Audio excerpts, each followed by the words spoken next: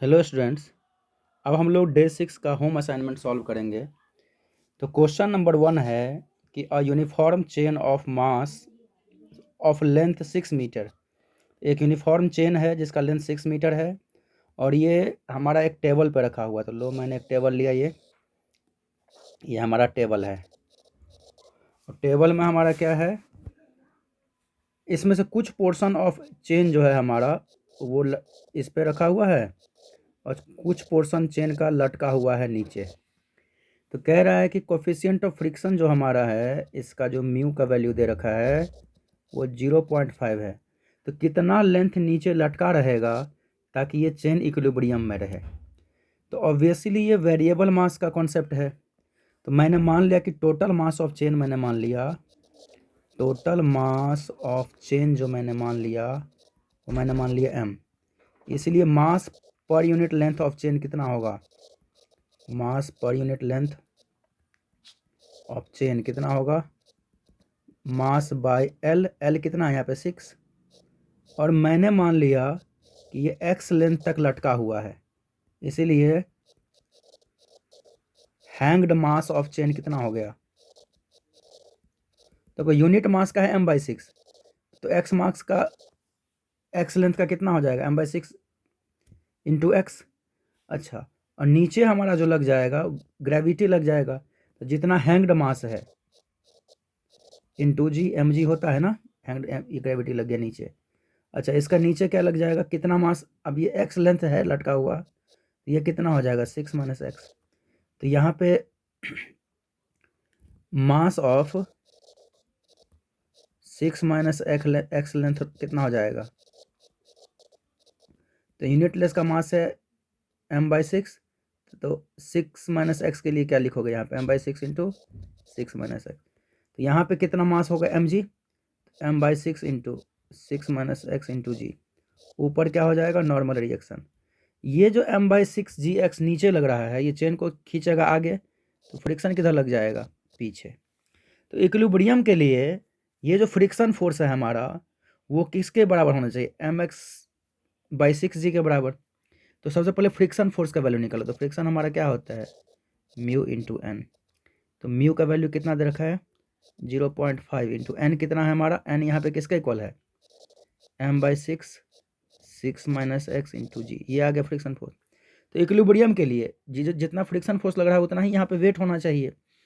तो mx/6g हमारा किसके इक्वल होना चाहिए, जितना फ्रिक्शन फोर्स लग रहा है। तो 0.5 इंटू m/6, आगे क्या है 6 - एक्स इंटू जी। अब जो कटता है काट दो, तो 6 से 6 गया, m से m गया, g से g गया।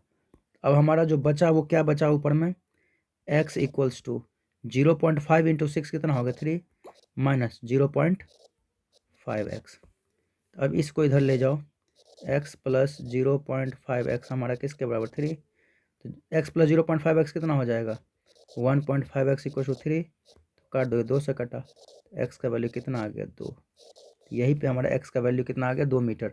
तो कितना लेंथ का रॉड चेन लटका हुआ है 2 मीटर का। इसका आंसर क्या हो गया हमारा 2 मीटर। तो इन सब टाइप का प्रॉब्लम आए थे बच्चों 2022 में। अच्छा क्वेश्चन है ये, वेरिएबल मास है। तो जब भी चेन या स्ट्रिंग का मास हो दिया हो, लटका रहे, तो पहले आप यूनिट लेंथ का मास निकालोगे, फिर जितना लेंथ लटका हुआ है उसका मास निकालोगे। जैसे यहाँ पे 6 मीटर का था, तो मास मैंने मान लिया m, तो यूनिट मास का लेंथ कितना होगा 6 मीटर का लेंथ है और मास है उसका m। तो यूनिट मीटर का लेंथ का कितना मास होगा m/6। तो मैंने मान लिया कि x मीटर लटका हुआ है, तो उसका मास कितना होगा m/6 इंटू एक्स। तो नीचे वेट कितना लग जाएगा m/6 इंटू एक्स इंटू जी। तो और फ्रिक्शन फोर्स पीछे, रिमेनिंग लेंथ कितना होगा 6 - एक्स। फिर इसका मास निकालोगे, नीचे mg, ऊपर नॉर्मल रिएक्शन। इक्विलिब्रियम के लिए ये जो वेट लग रहा है नीचे, वो फ्रिक्शन फोर्स के बराबर होना चाहिए। सॉल्व करोगे आपका आंसर आ जाएगा। तो बच्चों इन सब टाइप के प्रॉब्लम है ना, वो SC वर्मा में भी दिया हुआ है, ये लटके, ये चेन वेन वाला प्रॉब्लम। तो आप वहाँ से भी कुछ क्वेश्चन प्रैक्टिस कर सकते हो, नहीं तो इसी को प्रैक्टिस करोगे तो आपको एक टाइप का क्वेश्चन पता चल जाएगा कैसे आते हैं क्वेश्चन। अब नेक्स्ट है हमारा कि एक ऑब्जेक्ट है जिसका मास है 100 ग्राम। तो 100 ग्राम को हम ऐसे भी लिख सकते हैं 0.1 kg। कैलकुलेशन थोड़ा आपका फास्ट होना चाहिए, आपको हेर फेर करने आना चाहिए, वैल्यू सबको वैल्यू के साथ खेलना चाहिए। तो फोर्स कितना लग रहा है 10I + 5j। Force along x axis कितना होगा 10 न्यूटन, और फोर्स अलॉन्ग वाई एक्सिस कितना हो गया 5 न्यूटन। टी दे रखा है हमारा 2 सेकंड। अच्छा, अब एक चीज़ देखो यहाँ पे, तो force along x axis, force along y axis, और पोजीशन दे रखा है, मतलब एक्सेलरेशन का रिलेशन कुछ ना कुछ होना चाहिए। तो एक्सेलरेशन अलॉन्ग एक्स एक्सिस क्या हो जाएगा f x by m. F x कितना है 10 बाई 0.1, तो यहाँ पे 0.1 हटाओ तो यहाँ पे कितना आ जाएगा 0 आ जाएगा, तो 100 मीटर पर सेकेंड स्क्वायर। उसी तरीके से एक्सेलरेशन अलॉन्ग वाई एक्सिस क्या हो जाएगा हमारा f y by m. F y कितना है हमारा 10 5 बाई मास कितना है 0.1 kg, तो कितना आ जाएगा 50 मीटर पर सेकेंड स्क्वायर। तो मैंने मान लिया फोर्स, देखो फोर्स जब लगाओगे तभी ऑब्जेक्ट मोशन में आएगा, उससे पहले रेस्ट में है। स्टार्टिंग फ्रॉम रेस्ट क्वेश्चन में दे रखा है, इसका मतलब initial velocity along x axis कितना 0, initial velocity along y axis भी 0, इसीलिए एक्स हमारा क्या होता है u x t plus a x t square by 2। U x t तो 0 ही होगा क्योंकि initial velocity along x axis हमारा क्या है बच्चों 0 है ये, तो यहाँ पर ये हो गया हमारा 0 प्लस ए एक्स कितना है हमारा 100, और टाइम कितना दे रखा है हमारा क्वेश्चन में 2 सेकेंड, 2 का स्क्वायर बाई 2, तो 2 2 जा 4, ये कितना होगा 100 इंटू 4 बाई 2, ये 2 से कट गया तो कितना आ जाएगा 200 मीटर। उसी तरीके से y हमारा क्या हो जाएगा u y t plus a y t square by 2, u y भी 0 है तो ये हमारा हो गया 0। तो ए वाई हमारा क्या था बच्चों, ए वाई कितना निकाले थे 50 इंटू 10, टाइम कितना है 2 सेकेंड, तो 50 इंटू 4 बाई 2 कितना आ जाएगा 100 मीटर। तो पोजीशन हमारा क्या होता है S equals to X I plus Y J, तो एक्स हमारा कितना है 200 आई प्लस वाई कितना है वाई, तो यहाँ पर 100 है ना, 50 इंटू 2 100 जे 100 जे। तो कह रहा है कि ये किसके कंपेरिजन में है ए आई प्लस बी जे, क्वेश्चन में दे रखा है ये डिस्प्लेसमेंट ए आई प्लस बी जे। तो यहाँ से हम ए हमारा कितना है, ए हमारा आ गया 200 कंपेयर करोगे तो, और बी कितना हो गया 100, तो ए बाई बी का रेशियो पूछा, तो ए बाई बी हमारा कितना हो जाएगा 200 बाई 100, कट के कितना आ गया 2, इसका भी आंसर होगा 2। आपको थोड़ा प्रैक्टिस करना पड़ेगा, प्रैक्टिस करोगे आप मैक्सिमम जो है ना 3 साल का क्वेश्चन प्रीवियस प्रैक्टिस करो, 2023 2022 और 2021, गारंटी है कि आप 60 to 70% क्वेश्चन फिजिक्स में आराम से सॉल्व करके आओगे एग्जाम में, कोई नहीं रोक सकता, गारंटी है ये। अब देखो बच्चों नेक्स्ट क्वेश्चन है हमारा, ये भी बहुत बढ़िया क्वेश्चन है, और क्वेश्चन क्या है एक डिस्क है जिसका फ्लैट स्मॉल बॉटम है, एक मैंने लिया ये डिस्क जिसका फ्लैट स्मॉल बॉटम है, और उसके ऊपर एक बीकर रखा हुआ है। बीकर आप जानते ही हो, केमिस्ट्री लैब में देखे होगे, ये बीकर है। इस बीकर का मास मैंने मान लिया m, और ये डिस्क जो है वो रोटेट कर रहा है कितने वेलोसिटी से ओमेगा वेलोसिटी से, और ये जो बीकर है वो अर्थ के एक्सिस ऑफ रोटेशन से, ये डिस्क के एक्सिस ऑफ रोटेशन से r डिस्टेंस दूर है, और ये सारा सरफेस रफ है, सारा सरफेस हमारा रफ है, कोफिशिएंट ऑफ फ्रिक्शन म्यू है दे रखा है। तो अब कह रहा है तो बीकर जो है वो डिस्क के साथ रिवॉल्व करेगा, उसका क्या कंडीशन है, तो उसका कंडीशन सबसे पहले फोर्स देखोगे, इस बीकर का नीचे क्या लग जाएगा mg, और नॉर्मल रिएक्शन ये जो डिस्क देगा इस सरफेस को नॉर्मल रिएक्शन। ये जो बीकर है एक रोटेटिंग फ्रेम में है, रोटेटिंग फ्रेम मतलब क्या नॉन इनर्शियल फ्रेम है, यहाँ पे रोटेटिंग फ्रेम है, तो स्यूडो फोर्स मतलब क्या सेंट्रीफ्यूगल फोर्स बाहर लग जाएगा, यदि ऑब्जर्वर को इस पर बैठा दो तो स्यूडो सेंट्रीफ्यूगल फोर्स कितना लग जाएगा बाहर।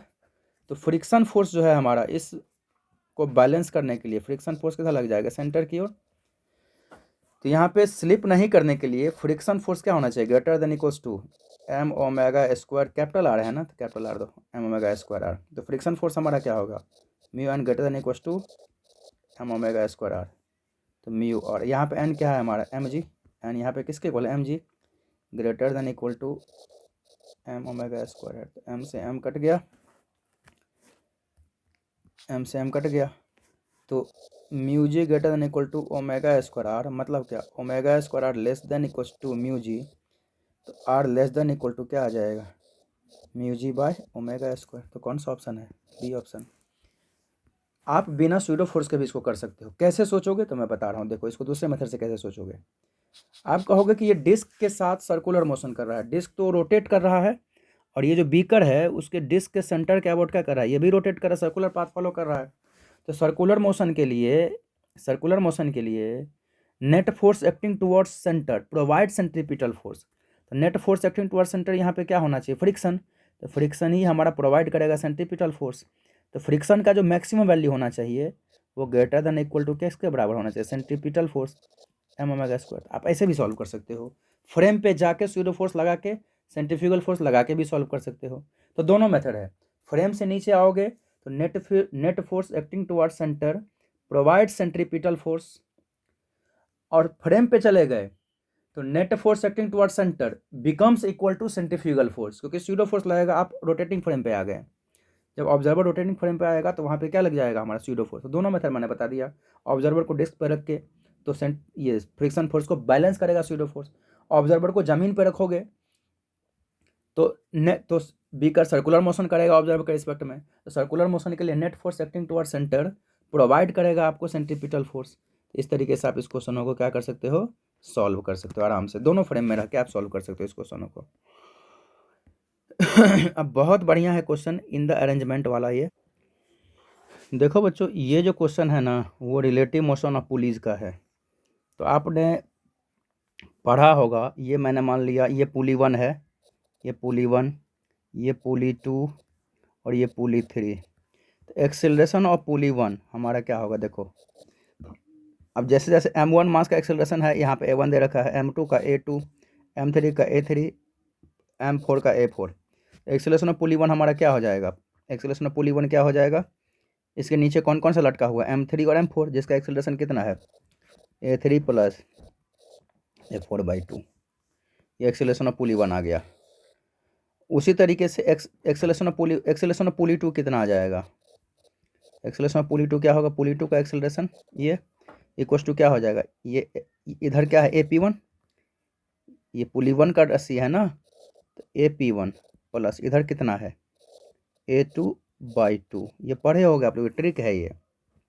AP1 हमारा कितना था A3 plus A4/2 plus A2/2। तो कितना आ जाएगा AP2 A3 plus A4 plus 2A2/2, 2 जा 4। ये एक्सेलरेशन ऑफ क्या आ गया, पुली 2। उसी तरीके से एक्सेलरेशन ऑफ पुली 3, अब किसकी बात करेंगे हम लोग यहाँ पे, एक्सेलरेशन ऑफ पुली 3। तो ये पुली 3 तो फिक्स है, रुका हुआ है। तो एक्सेलरेशन ऑफ पुली 3 हमारा क्या आ जाएगा, पुली 3 इसके साथ P2 से जुड़ा हुआ है, एक्सेलरेशन ऑफ पुली 2 प्लस इसके पीछे बगल में क्या है A1/2। एक्सेलरेशन ऑफ पुली 2 कितना है हमारा A3 plus A4 plus 2A2/4 plus A1/2। और एक्सेलरेशन ऑफ पुली 3 हमारा क्या है, फिक्स है पुली, तो उसका 0 हो जाएगा। तो अब क्रॉस मल्टीप्लाई करो यहाँ पे, तो ये कितना हो जाएगा A3 plus A4 plus 2A2 plus ये 4 LCM, तो कितना आ जाएगा 4A1/4, 2 जा 8, कितना ये 0 के बराबर। ये क्रॉस मल्टीप्लाई करो तो कितना हो जाएगा बोलो, A3 plus A4 plus 2A2 plus 4A1 हमारा 0 के बराबर। तो ये जो कौन सा मिलता है A3 A4 2A2 4A1, ये फर्स्ट ऑप्शन से मिलता है। यहाँ पे एरो नहीं दे रखा है, हमने एरो दे रखा है। ये ट्रिक है आपका relative motion between two pulleys का। तो ये मैंने आपको बता दिया, ये ट्रिक याद रख लेना।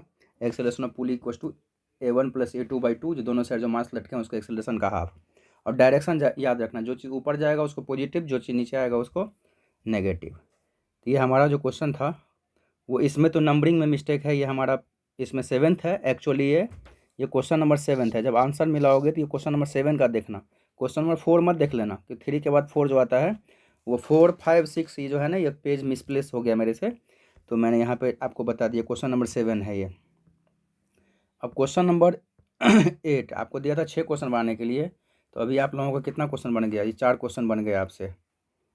ये 4 क्वेश्चन मैंने आपको 3 क्वेश्चन ये और क्वेश्चन नंबर 7 4 क्वेश्चन बना दिया। अब देखो 5वां क्वेश्चन क्या है, वही कहानी, सेम कहानी है कि यहाँ पे एक सिस्टम ऑफ 10 बॉल्स है, ईच का मास 2 kg है और connected via massless unstable string. वही चेन वाला प्रॉब्लम है ये, इसमें कोई दिक्कत नहीं है, आपका चेन वाला प्रॉब्लम है। देखो बच्चों, अब नेक्स्ट क्वेश्चन है आपको पहले ही बता दिया, ये क्वेश्चन नंबर हमारा 8 हो गए, क्वेश्चन छूट गए यहाँ पे, क्वेश्चन नंबर 8 हो गया, आप आंसर मिला लेना। तो क्वेश्चन नंबर 8 में कि 10 बॉल है, हर एक बॉल का मास 2 kg है और मासलेस स्ट्रिंग से कनेक्टेड है, ये अनस्ट्रेच्ड मासलेस स्ट्रिंग से कनेक्टेड है। कह रहा है कि 7th और 8th बॉल के बीच टेंशन बताओ जब 6 बॉल जो है वो जस्ट लीव द टेबल हो। पहले डायग्राम बनाओ। तो देखो छठा बॉल लीव कर रहा है, छठा बॉल टेबल का, तो छठा बॉल, पाँचवा, चौथा, तीसरा, दूसरा, पहला, तो कितने बॉल हो गए, 1 2 3 4 5 6। छठा बॉल लीव कर रहा है, इसका मतलब 7वां, 8वां, 9वां और एक 10वां, ये 10 बॉल टेबल पे है। तो अब देखो यहाँ पे, तो नीचे 6 बॉल है, तो इसका 6 का 6 नीचे क्या लग जाएगा, mg, तो ये कितना आ जाएगा 6 mg, और यहाँ पे मास कितना है 2 kg, 6 × 2 कितना हो जाएगा 12g, और ऊपर में मैंने मान लिया टेंशन, और नीचे आ रहा है ये, तो नीचे वाला फोर्स ज़्यादा होगा, तो 12g - t = 2 कितना आ जाएगा 12a। पहला इक्वेशन आ गया। अब किसका फ्री बनाओगे, देखो ये छठा है और ये 7th बॉल है और ये 8th बॉल है, 8th बॉल है, ये 9th है और ये 10th है। तो 7th और 8th के बीच टेंशन मैंने मान लिया t डैश, इधर लग रहा है हमारा t डैश।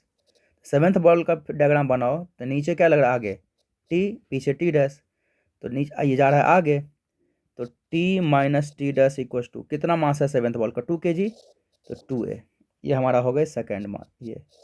अब थर्ड देखो, 8th में आगे क्या लग रहा है t डैश, यही t डैश 8th 9th और 10th को खींच रहा है, तो t डैश हमारा क्या हो जाएगा 2 + 2 + 2 कितना हो जाएगा 6a, क्योंकि 3 बॉल को सिर्फ t डैश आगे खींच रहा है ना, ये थर्ड इक्वेशन। अब कुछ नहीं करो, सेकंड और थर्ड को ऐड करो, तो t डैश से t डैश गया, तो t = 6 + 2 कितना हो गया 8a। अब क्या करो, इस t का वैल्यू पुट कर दो यहाँ पे फर्स्ट में इधर, तो 12g - t के जगह पे 8a = 12a, तो 12g = कितना हो जाएगा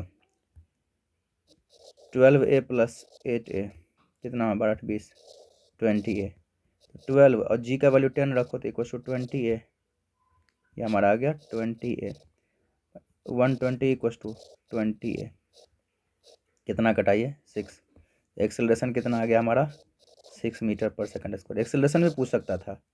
अब टी डैश पूछ रहा है ना कि 7th और 8th बॉल के बीच जो टेंशन है टी डैश, तो टी डैश हमारा क्या है 6a, तो टी डैश हमारा क्या होगा 6 × a क्या है 6, तो कितना हो जाएगा 36 न्यूटन। तो इसका आंसर हमारा हो जाएगा 8th क्वेश्चन का 36 न्यूटन। एक्चुअली आप मतलब 5th क्वेश्चन हम डिस्कस कर रहे हैं, जबकि आपका है 8th क्वेश्चन। थोड़ा नंबरिंग में मिस्टेक हुआ है बच्चों, एक पेज मिस हुआ है, वो उतना इंपॉर्टेंट भी नहीं था वो पेज। अब देखो ये जो हमारा एक्चुअली क्वेश्चन 9th है और हमारा है क्वेश्चन नंबर छठा, जो आपको मैंने आज असाइनमेंट लिए दिया था 6 क्वेश्चन। तो ये बहुत बढ़िया क्वेश्चन है, स्यूडो फोर्स वाला क्वेश्चन है। इस टाइप के क्वेश्चन आपको वर्मा में बहुत सारे मिलेंगे, आपके कंपेंडियम में भी मिलेंगे। बहुत ज़बरदस्त क्वेश्चन है ये। क्वेश्चन क्या है, a system of 2 block of mass 2 kg, ये हमारा 2 kg है और नीचे हमारा है 8 kg, ये आपस में रखा हुआ है। तो कह रहा है ये स्मूथ टेबल है, ये टेबल हमारा स्मूथ है, टेबल हमारा क्या है स्मूथ है। फ्रिक्शन यहाँ पे है और कोफिशिएंट ऑफ फ्रिक्शन है हमारा 0.5। कहता है कि कैपिटल एम मास ब्लॉक पे मैक्सिमम फोर्स कितना लगाएं ताकि स्मॉल एम मास ब्लॉक जो है वो स्लाइड ना करे। तो जब आप देखो, जब इस एम मास पे लगा रहे हो फोर्स, तो ये फोर्स हमारा किसके इक्वल होगा capital M plus small M into A. तो कैपिटल एम कितना हमारा 8 kg, तो 8 plus small M 2 into A. तो ये फोर्स का वैल्यू हमारा हो गया R2 10A, ये फोर्स लगा दिया 10A।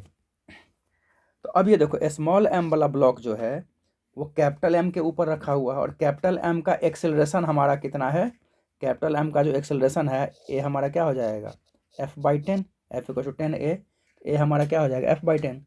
तो एक्सेलरेटेड फ्रेम पे रखा है स्मॉल एम, तो सीरो फोर्स लगेगा, और सीरो फोर्स किधर लग रहा है, इसका मतलब इस बड़े का एक जो एक्सेलरेशन आ गया हमारा कितना आ गया F/10। तो सीरो फोर्स हमेशा किधर लगता है एक्सेलरेशन ऑफ फ्रेम के अपोजिट, तो सीरो फोर्स लग जाएगा हमारा इधर की ओर, सॉरी पीछे। सीरो फोर्स किधर लग जाएगा एक्सेलरेशन ऑफ फ्रेम के अपोजिट।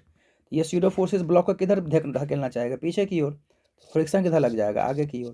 तो ये कब तक नहीं गिरेगा, जब अप्लाइड स्यूडो फोर्स हमारा किसके इक्वल होना चाहिए, फ्रिक्शन फोर्स के मैक्सिमम वैल्यू, और फ्रिक्शन फोर्स का मैक्सिमम वैल्यू हमारा क्या होता है, म्यू इंटू एन।